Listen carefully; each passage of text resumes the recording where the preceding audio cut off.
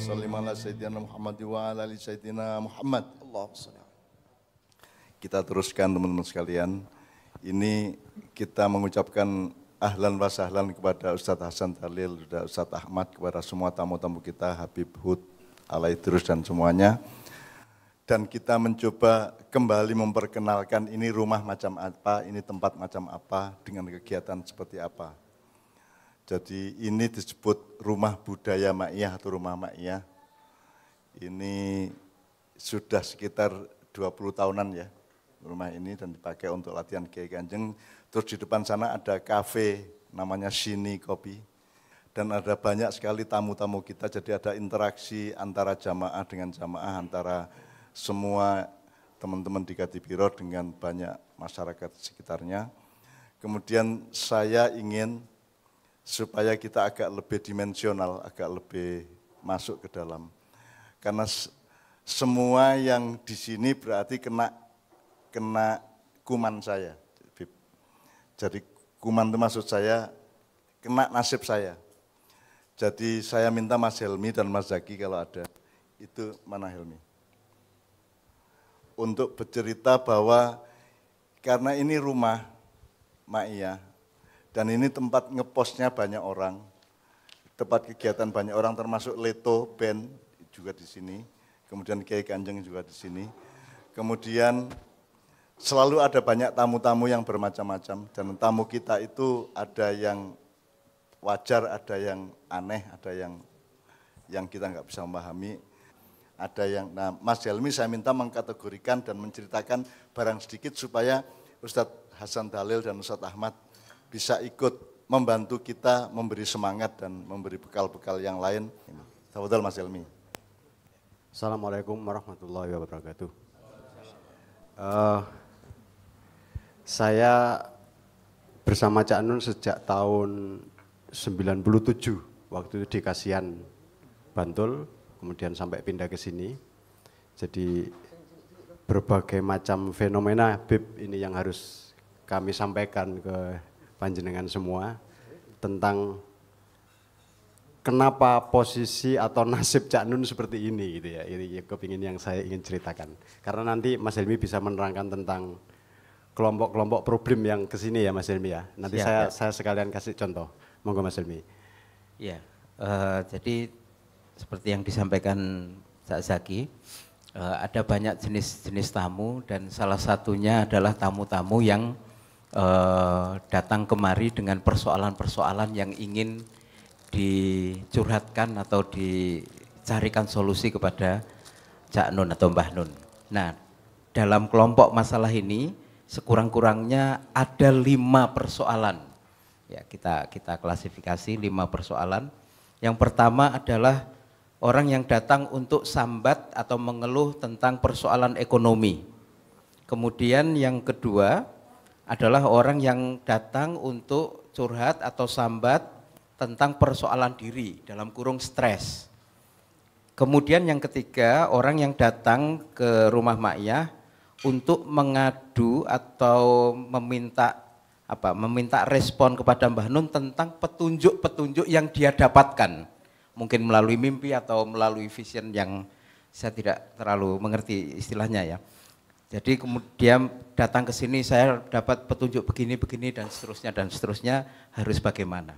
Kemudian yang berikutnya adalah yang keempat, orang yang datang ke rumah Ma'iyah untuk mencari ketenangan diri ketika dia menghadapi persoalan di luar.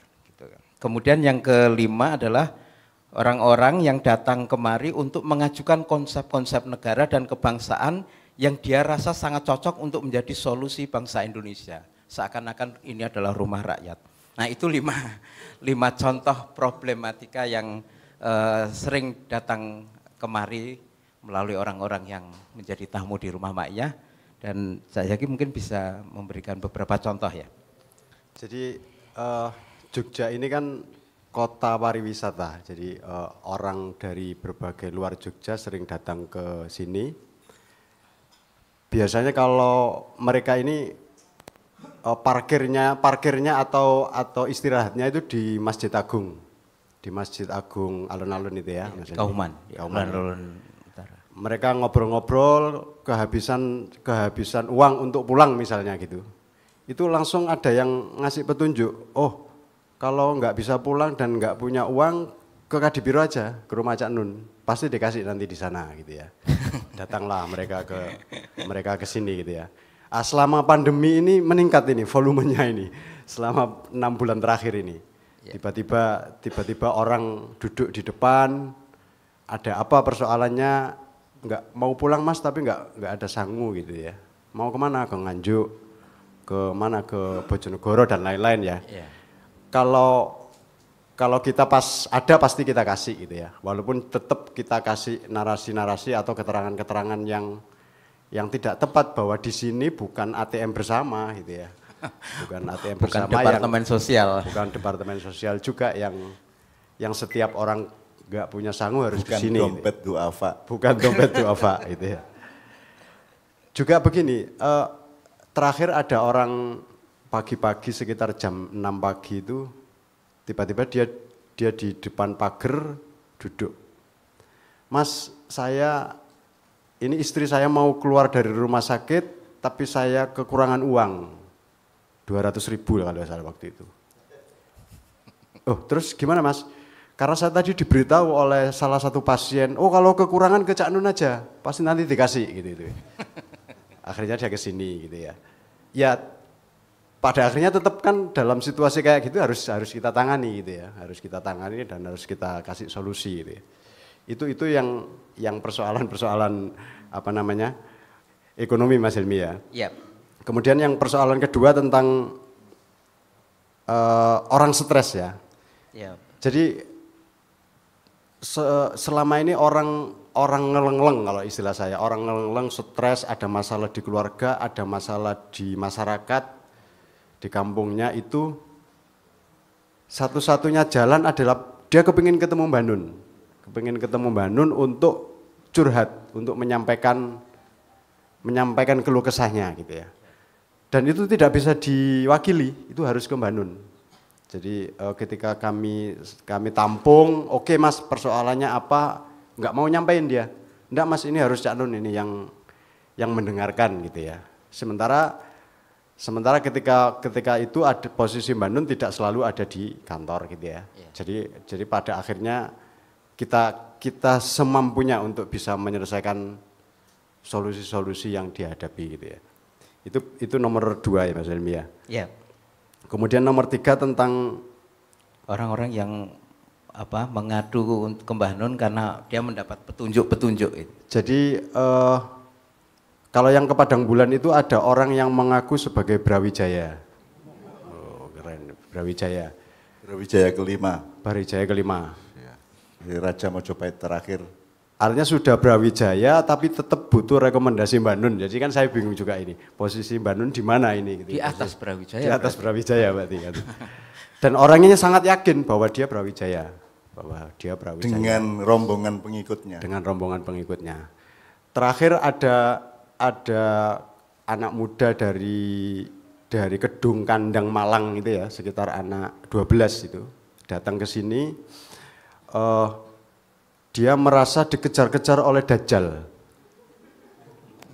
Ini Dajjal sudah menyerang saya mas, saya lari kemanapun dikejar ini, jadi saya harus minta perlindungan ke Mbak Nun ini. Itu Habib, saya kan juga bingung ini mau nerangin gimana gitu loh. Kok Dajjal saktimen kok ngubruk-ngubruk kuwi to le ngono kae. Itu salah satunya itu. Kemudian Ratu Adil. Tentang Ratu Adil. Itu yang tema yang paling banyak. Artinya Imam Mahdi. Ratu Mesiah. Adil, Imam Mahdi. Artinya dia datang merasa dia juga sebagai Ratu Adil. Maka dia harus konfirmasi ke Mbak Nun. Apa benar saya ini Ratu Adil Mbak Nun? Gitu ya. Itu pertanyaan satu. Kedua, atau dia merasa Mbak Nun ini Ratu Adil, maka Mbak Nun harus melakukan A, B, C, D, E, F sampai seberapa yang dia inginkan. Nah, itu yang contoh ya, contoh Saya petunjuk ya. Pernah ada tamu 3 anak muda pakai kijang datang ke sini dan saya temui langsung karena saya pas ada dan saya dimarahi sama dia, dituding-tuding dia hampir 1 jam sampai semua teman-teman yang lain nggak tega ngelihat saya dan saya diem aja selama 1 jam. Kemudian mereka pulang. Jadi saya dipersalahkan soal negara, soal Islam, soal apa segala macam, seharusnya begini kok enggak begini dan seterusnya. Pokoknya banyak sekali tuntutan kepada saya. Kemudian sore-sore dia pulang, ternyata malamnya balik ke sini lagi. Kemudian datangnya mereka yang kedua ini tidak marah sama saya, tapi menciumi tangan saya dan menyembah-nyembah saya. Karena dia lapor bahwa dia pulang ke Sragen, kembali ke gurunya dan dia dimarahi oleh gurunya dan harus kembali ke Cak Nun minta maaf. Dan sekarang tolong tanyakan kepada Mbah Nun, kata gurunya, apa tugas saya? Jadi saya disuruh menjawab apa tugas gurunya dia itu. Nah, angel meneh ta kuwi. Jadi ya tak temoni dan saya ngarang. Saya pokoknya terserah Allah aja lah, dikek apa tak. Jadi saya akhirnya menjelaskan panjang lebar mengenai gurunya itu, yang saya juga belum tahu, Bib. Siapa beliau, pengalamannya bagaimana, latar belakangnya tidak tahu juga. Pokoknya karena dia tanya tugas beliau itu apa, ya saya kasih tugas. Saya terangkan bermacam-macam urusan sejarah, urusan spiritual, urusan kasaf, gitu, urusan macam-macam. Saya nyerocos saja, saya kasih tugas-tugas macam-macam kepada gurunya itu. Jadi teman-teman sekalian Dimaiya, tamu-tamu Kadipiro itu sebenarnya adalah era ketiga dari tamu-tamu saya sejak zaman dahulu kala. Jadi zaman dulu sebelumnya kita di Kadipaten, di situ ada Pak Denuri, di situ ada Pak Dalhar dan seterusnya. Kemudian di Patang Puluhan itu juga era yang paling meriah dengan tamu-tamu yang bermacam-macam. Jadi ada tamu datang dan dia langsung tidur di depan pintu kamar saya. Langsung tidur. Terus karena saya harus lewat-lewat, harus sholat duhur, harus segala macam, saya bilang, kamu kok tidur sini? Loh ini kan bumi Allah, saya berhak tidur di bumi Allah dimanapun, dia bilang gitu.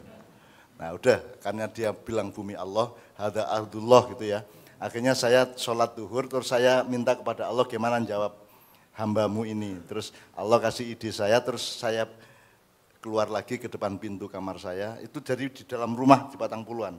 Terus saya bilang sama dia, Dek ini saya dikasih tahu Allah, kamu bebas tidur di bumi Allah tapi harus yang sebelah sana, saya bilang.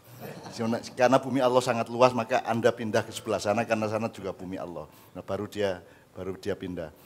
Itu salah satu contoh aja dari yang lucu-lucu. Ada tamu yang saya usir, ada yang saya bentak-bentak, ada yang mengajak saya bermain silat ya ada.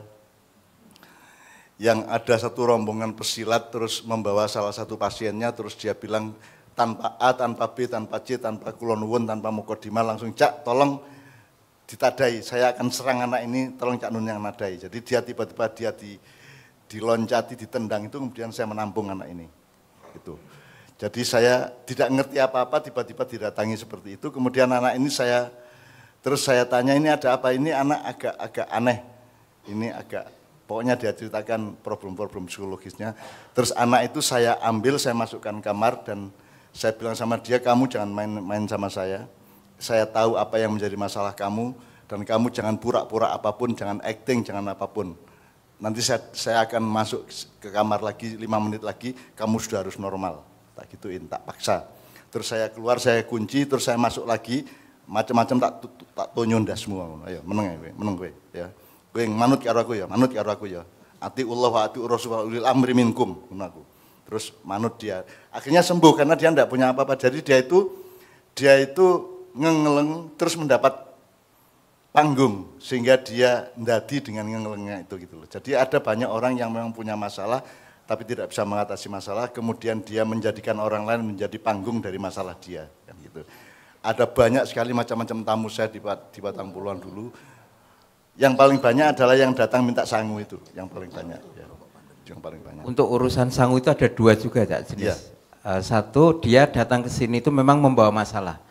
Tapi ujung-ujungnya nanti nggak bisa pulang karena nggak punya sangu itu. Jadi masalahnya satu, kemudian masalah uang. Jadi punya modus membawa masalah serius tentang Republik Indonesia, tapi kan endingnya, Mas aku arep baliran di duit gitu ya.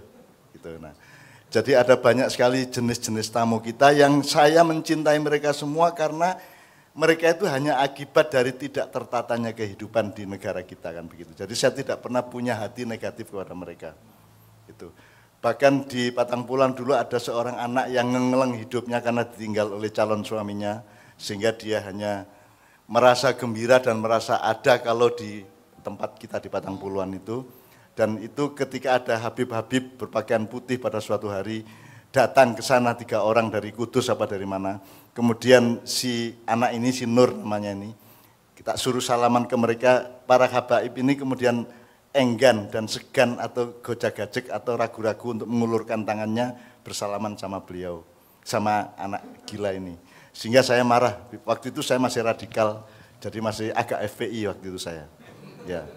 Jadi saya langsung marah, kenapa antum tidak mau salaman, kenapa ragu-ragu? Antum pikir antum pasti masuk surga, dia masuk neraka. Menurut anak dia pasti masuk surga karena dia tidak akan dihisap oleh Allah. Kan gitu. Jadi kenapa antum ragu-ragu? Apa karena antum orang bersih dia kotor? Apa definisi bersih dan kotor di hadapan Allah? Saya bilang. Pokoknya saya kasih alasan macam-macam sampai akhirnya 3 orang ini saya usir. Pokoknya macam-macam ada tamu itu. Nah, ada contoh lain lagi adalah ketika ibu-ibu yang agak tua kesini di pagi hari, ya, di pagi hari, itu kesini mencari jodoh. Jadi tapi sudah tua. Kita kan bingung ini di sini. Tiba-tiba Mas Adin datang, oh aku gelem karo arek iki, gitu aja. Saya mau sama itu. Saya mau sama itu, gitu, sama Mas Adin maksudnya. Sementara Mas Adin masih sangat muda waktu itu ya, belum waktunya itu. Kemudian contoh yang lain itu yang sering itu adalah mengadukan tentang, jadi terakhir ini yang sampai hari ini masih belum selesai itu adalah ada anak Cirebon itu, dia merasa dipasrai harta Pak Harto untuk menyelesaikan persoalan Indonesia. Tapi yang bisa mengambil harta tersebut adalah Cak Nun. Nah, itu yang. Sementara saya tak jawab loh, kalau Pak Harto nyerahin kan Mas Tommy mestinya kontak saya jawab gitu itu kan. Oh, Mas Tommy juga saya kenal gitu. Oh, enggak bisa Mas, ini harus lewat saya. Harus lewat saya dan nanti Cak Nun yang bisa menyelesaikan gitu. Itu salah satu yang sampai hari ini saya belum bisa menyelesaikan persoalan itu. Kemudian yang juga sering banyak adalah orang-orang yang merasa dia mempunyai akses untuk mencairkan atau mengadakan dana-dana dari perjuangannya Bung Karno. Itu yang paling banyak. Kemudian yang agak fenomenal sebenarnya ada anak Lampung yang nekat melamar Haya. Itu ada. 2 kali dia ke sini. Jadi pertama saya temui, dia meminta baik-baik, saya menyampaikan mohon maaf tidak diterima, saya jawab gitu. Karena satu, Mbak Haya lagi konsentrasi kuliah dan tidak mungkin segera nikah, saya jawab gitu itu. Saya sebagai aminya Haya kan berhak, ami ya, paman berhak untuk menjawab itu. Kemudian 3 bulan kemudian dia kesini lagi, Mas saya kesini sama orang tua saya sudah nginep di Jogja, saya besok siang mau melamar Haya lagi, gitu, teratap gitu saya akhirnya. Oke Mas, saya temui di Kadipiro besok jam 10 saat itu. Akhirnya saya butuh supporter, saya ngajak Mas Patup, saya ngajak Mas Sabrang sebagai kakaknya, walaupun nggak datang dia gitu ya. Ada Mas Helmi, akhirnya saya temui bareng, saya sampaikan, tadi saya sudah sampaikan ke Mbak Nun bahwa jawabannya masih sama seperti dulu, belum memungkinkan Mbak Haya untuk nikah. Jadi mohon maaf, tidak diterima lah lamarannya gitu. Tapi saya butuh bukti rekaman khusus, Mbak Nun menolak saya. Dia butuh itu. Ini yang akhirnya saya sudah, pokoknya percaya saya seperti itu. Segera sekarang pulang gitu. Itu anak Lampung ya. Kemudian ada lagi yang anak Pasuruan. Anak Pasuruan ini tidak ke sini, tapi dia selalu kirim WA ke saya atau dia nulis status di Facebook dan kirim surat. Dan kirim surat ke sini itu menyampaikan bahwa saya mantunya Bapak MH Ainun Najib, suaminya Fadilah Haya, dan lain-lain lah. Jadi di amplopnya tertulis namanya menantumu Mbah. Gitu. Menantumu Mbah, dan seterusnya itu. Itu di amplopnya begitu. Di amplopnya begitu itu. Dan sampai hari ini saya belum ketemu anak itu ya. Walaupun kalau pas acara tanggal 17 dia datang, tapi nggak berani masuk. Dia Kayak ale. mungkin ya. Bisa. Iya, iya.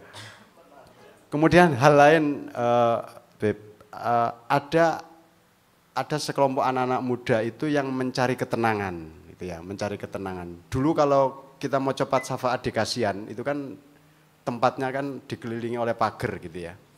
Mereka datang dalam keadaan stres, tapi dia hanya cukup memegang pagar aja. Mas, saya tak cukup megang pagar aja 5 menit.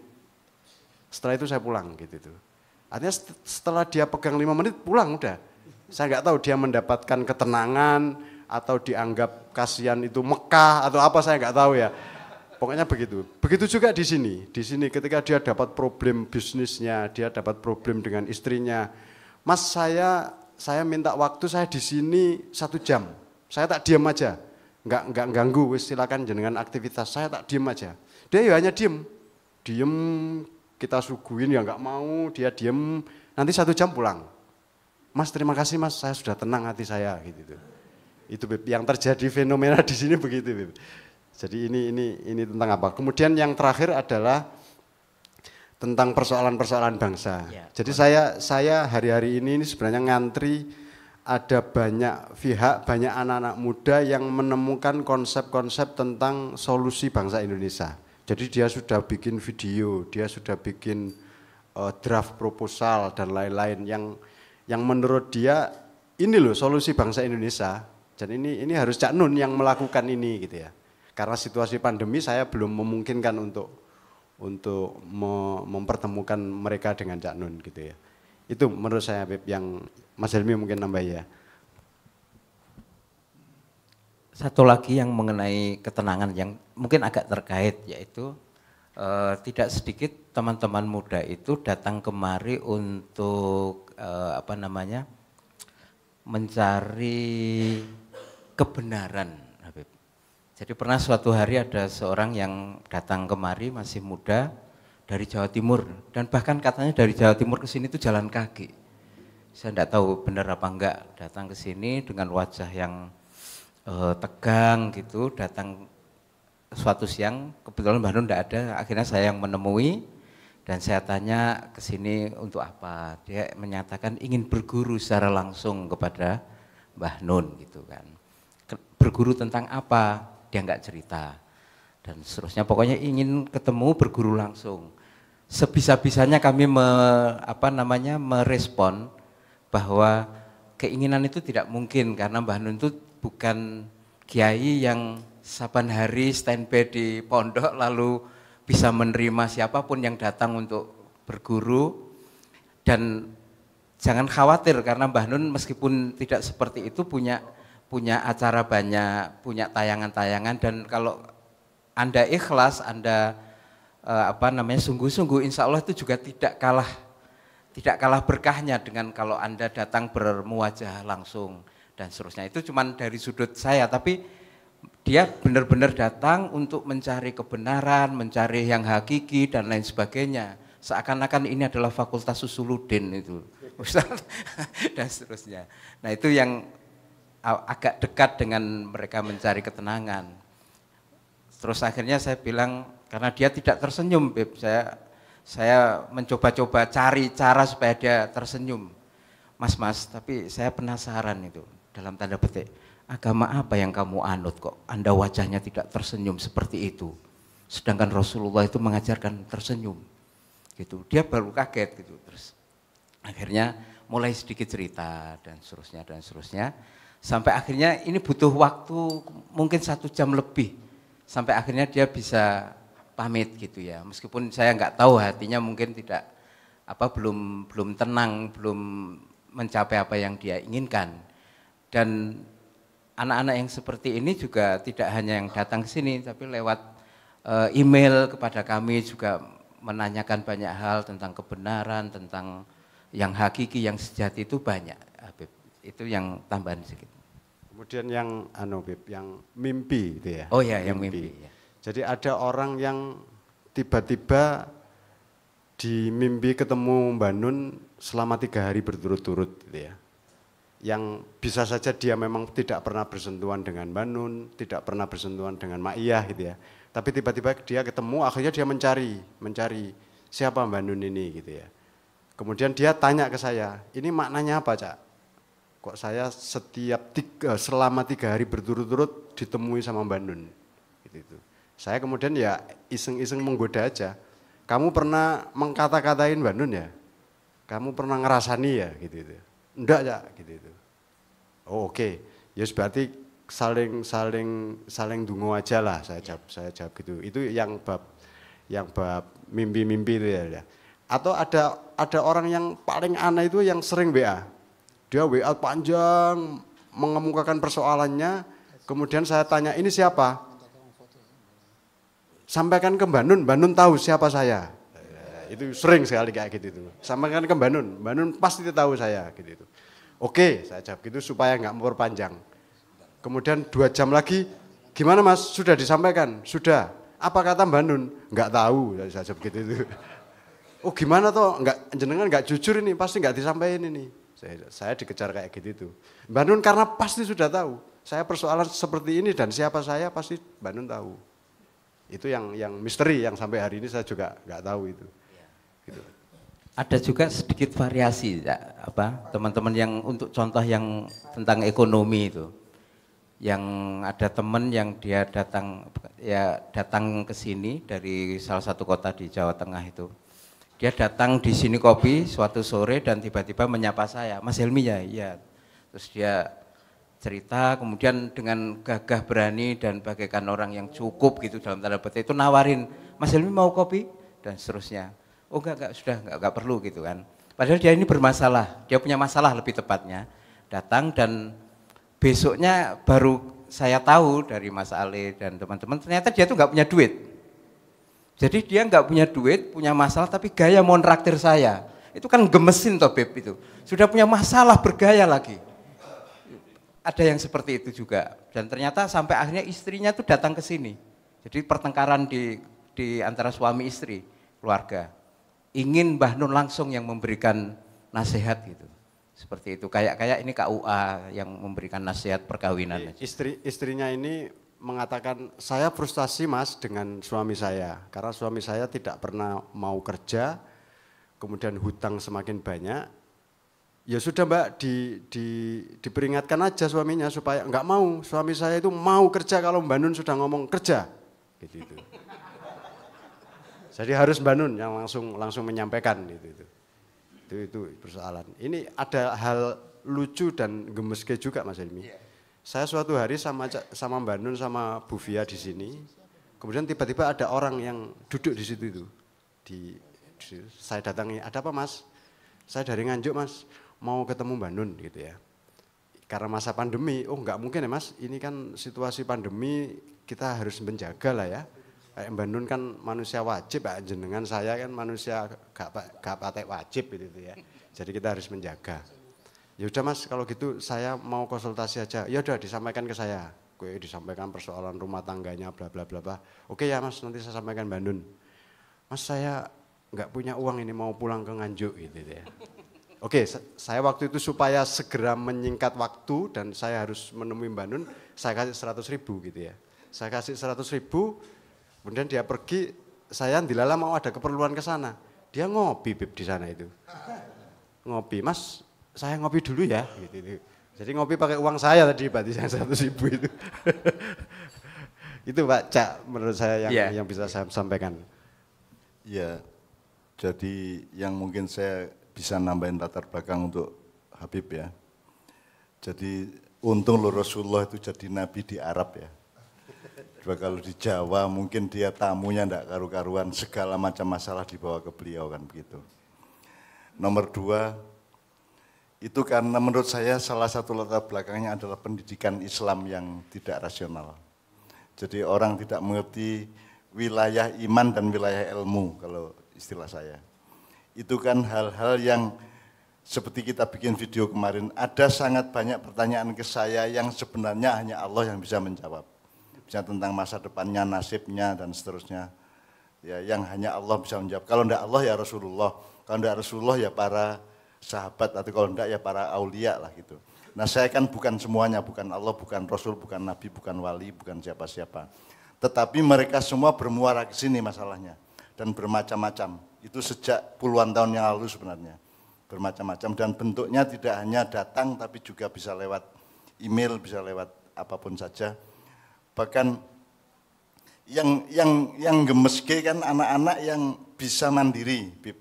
Jadi misalnya ada yang mau pegang, saya cukup 5 menit pegang pagarnya. Jadi semacam ngalap berkah, pokoknya dia merasa bahwa di sini ini Allah dikenali secara kuat sehingga dia akan mendapatkan pantulan atau kontaminasi dari berkah Allah. Dan ada misalnya anak-anak yang kerja ojek misalnya, mereka kerja ojek sampai jam 11 malam kemudian datang ke Ma'iyahan dan sampai sana mereka sudah lelah sehingga tidur. Dan saya selalu memberi hati ke mereka, Anda tidak apa-apa datang ke Ma'iyahan terus tidur, nanti terus selesai Anda ikut pulang tidak apa-apa. Karena yang bekerja mendapatkan ilmu dari Allah itu tidak hanya kesadaran Anda, tapi juga kulit Anda, darah Anda, detak jantung Anda, nafas Anda semua mendapat ilmu dari Allah dan berkah dari Allah. Sehingga saya selalu membesarkan hati mereka. Nah, cuman masalahnya kan ragam masalah yang dibawa ke sini ini kan membuat kita harus punya analisis bahwa ada yang tidak tercover di dalam sistem kemasyarakatan kita modern ini kan gitu. Sehingga seharusnya mereka ke Depsos, ke Dompet Duafa atau kemana mereka ke sini. Seharusnya mereka ke Fakultas Usuluddin ke sini, ke filsafat. Yang paling memusingkan kan orang yang terbelit filsafat itu, karena mereka tidak mengerti bedanya filsafat sama tasawuf misalnya. Sehingga mereka memikirkan sesuatu yang tidak mungkin difikirkan. Jadi kan makanya kita perlu pembelajaran kepada umat, ada bedanya tafakur dengan tadzakur, ada bedanya tadzakur dengan tadabur dan seterusnya. Jadi kalau tafakur kan memang Anda menggelutinya secara ilmu. Kalau tafakur kan Anda mendalaminya supaya mendapatkan substansi. Kalau tadabur kan Anda tidak ngerti persis, tidak apa-apa, asal membuat Anda menjadi lebih baik, itu tadabur kan gitu. Nah, di Islam, di kalangan umat Islam tidak ada pendidikan untuk detail seperti itu. Sama dengan maghdub wa dholin kan juga tidak dijelaskan. Ada seandainya ada penjelasan pun sangat padat. Misalnya kalau maghdub itu orang Yahudi, kalau dholin itu orang Nasrani misalnya. Jadi selalu penjelasannya penjelasan teknis dan padat, bukan penjelasan substansial dan dinamis kan begitu. Nah, ini sekedar contoh supaya saya ditolongin oleh para habaib yang datang ke sini pada malam hari ini, karena kita akan menghadapi masalah yang ada sedikit tambahan. Ya, ada. Jadi ini saya baca terakhir kemarin ada yang WA Bib gini Bib. Mas, saya minta nomor pribadinya Cak Nun dong gitu ya. Saya jawab, lewat saya aja Mas, semua keperluan ke Cak Nun ke saya jawab gitu. Gini Mas, saya sudah minum obat nyamuk sama obat tetes mata. Saya minum kok nggak mati-mati ya Mas. Ini WA saya terakhir begini nih. Saya kan kemudian bingung ini mau jawab apa ini. Itu yang terjadi. Jadi karena pendidikan untuk mengenal Allah itu tidak kondusif di kalangan umat Islam, maka itu yang menyebabkan syirik ya. Akhirnya mentuhankan saya atau memperlakukan saya seolah-olah saya bisa menjawab atau memenuhi apa yang dia bayangkan kan gitu. Sehingga itu kan sama dengan mengallahkan saya kan gitu. Padahal saya kan orang biasa, sahabat mereka, teman mereka, sesama manusia biasa, dan kita semua adalah berposisi semoga, berposisi mudah-mudahan, oleh karena itu selalu beristighfar, selalu berkalimat thayyibah dan seterusnya. Jadi itu sekedar gambaran sekilas Bib untuk supaya antum mengenali tempat ini. Nah itu salah satu gambaran, mudah-mudahan Allah memberi kecukupan kepada kita semua dengan penugasan-penugasan yang dilimpahkan oleh Allah kepada kita semua. Saya minta hasbunallah, kemudian kita dengarkan Habib Hasan Dhalil. Hasbunallah wa ni'mal wakil, mudah-mudahan Allah mencukupkan semuanya.